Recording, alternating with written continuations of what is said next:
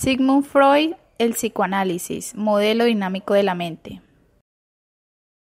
Sigmund Freud nació el 6 de mayo de 1856 en Pribor y murió el 23 de septiembre de 1939 en Londres. Padre creador del psicoanálisis y entre otras teorías como el complejo de Edipo, el ello, el yo, el superyo, etc. Los sueños como realización del deseo. Freud tenía una hija llamada Ana. Cuando ella tenía 19 meses había estado muy enferma, por lo tanto no recibió alimento durante todo el día. En la noche posterior al día en que pasó hambre gritaba: "Feusas, omelette, pudín, Ana". Ella utilizaba su nombre para expresar la idea de tomar en posesión algo y al parecer en el menú incluía toda la comida que deseaba ella. Es claro que los sueños de los niños son expresiones más o menos transparentes de los deseos hechos realidad. Freud había llegado a la conclusión de que los sueños son estados mentales diseñados para el cumplimiento de los deseos, es decir, un estado alucinatorio que sirve para estructurar los sucesos del sueño no como son en el mundo exterior, sino como nos gustaría que fueran. En ocasiones, los deseos inconscientes se enfrentan con la restricción consciente, por lo que los procesos del sueño tienen que seguir los caminos tortuosos o indirectos al cumplimiento del deseo, insight. Mediante el examen y la interpretación de los sueños podemos averiguar qué deseos y anhelos oculta el inconsciente. En comparación con los sueños de los niños, las producciones adultas no muestran la simplicidad y franqueza como la de ellos. En opinión de Freud, los sueños por lo general encajan en las experiencias y circunstancias únicas de la vida del soñador. Fuentes personales: los sueños del padre y la madre de Freud. Freud empezó su propio autoanálisis en verano de 1897. Debido al incidente y malestar emocional que tuvo por la muerte de su padre. Según Sigmund Freud, a través de su libro La interpretación de los sueños, en el cual resaltaba la importancia de que era para el analista entender los símbolos y significados personales del soñador. Para Freud, los sueños sirven para comunicar todo aquello que la mente consciente no puede aceptar, deseos inconscientes que no se quieren reconocer y que por este motivo aparecen en los sueños representados de forma simbólica. Es decir, los sueños son la vía de expresión de deseos reprimidos que tiene la persona. Contenido manifiesto y latente de los sueños, la máscara.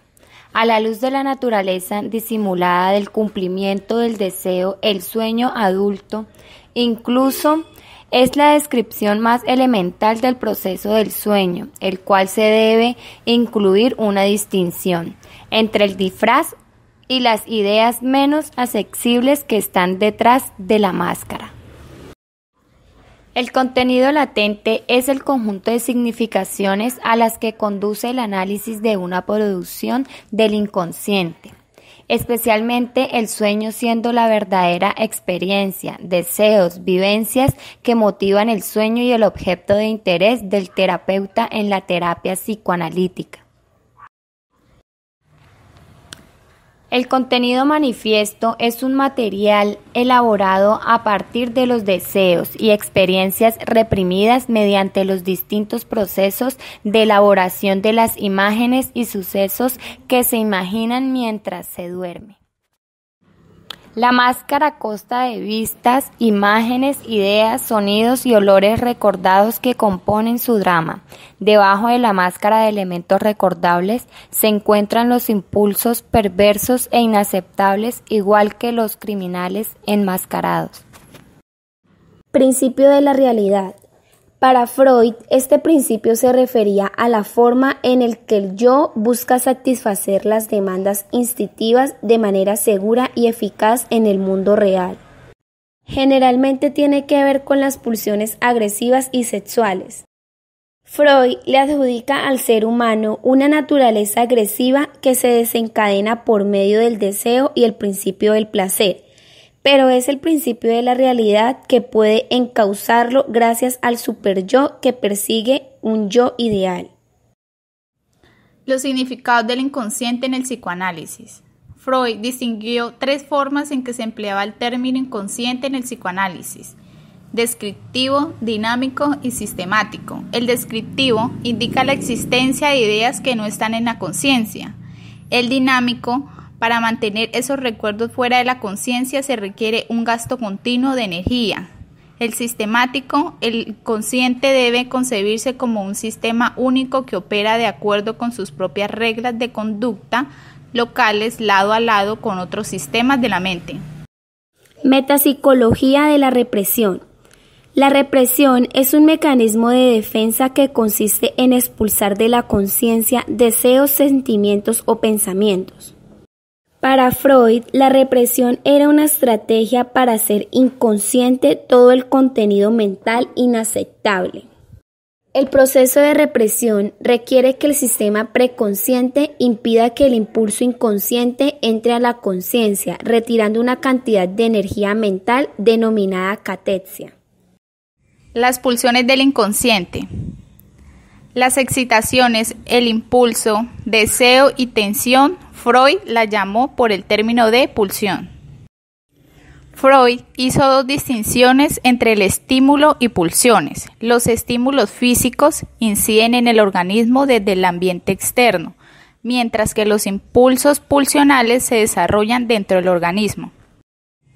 Una segunda característica distintiva es que la estimulación que se origina en el ambiente tiene solo un impacto temporal en el organismo, mientras que las pulsiones internas solo terminan cuando se satisface la necesidad del tejido que dio lugar a la pulsión.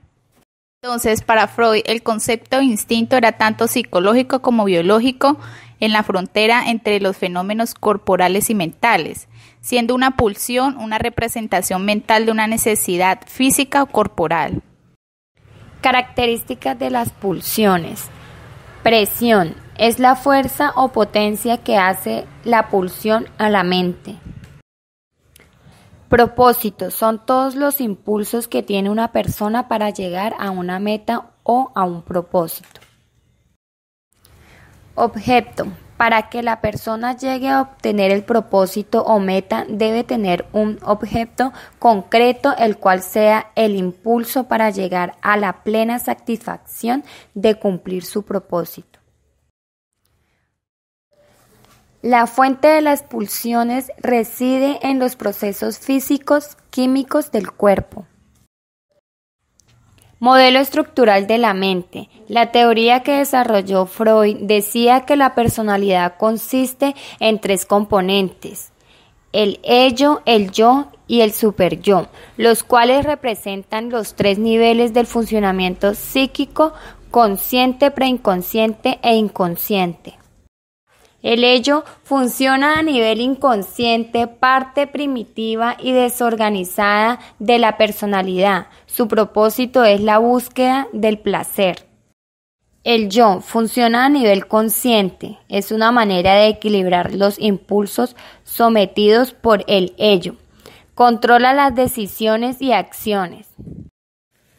El superyo representa lo correcto e incorrecto para la sociedad según la concepción y moldeamiento de los padres de la persona, sus maestros o otras figuras importantes.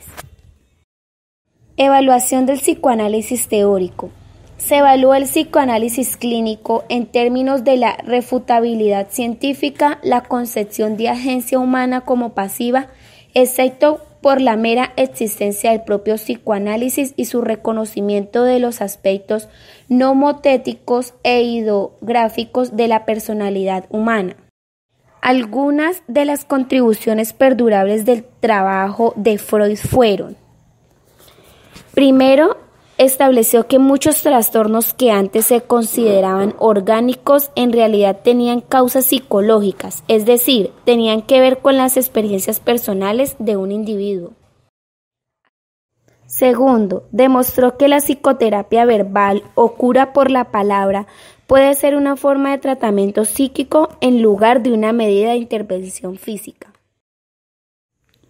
Su trabajo indicó que además del pensamiento consciente, también pueden ocurrir procesos mentales inconscientes.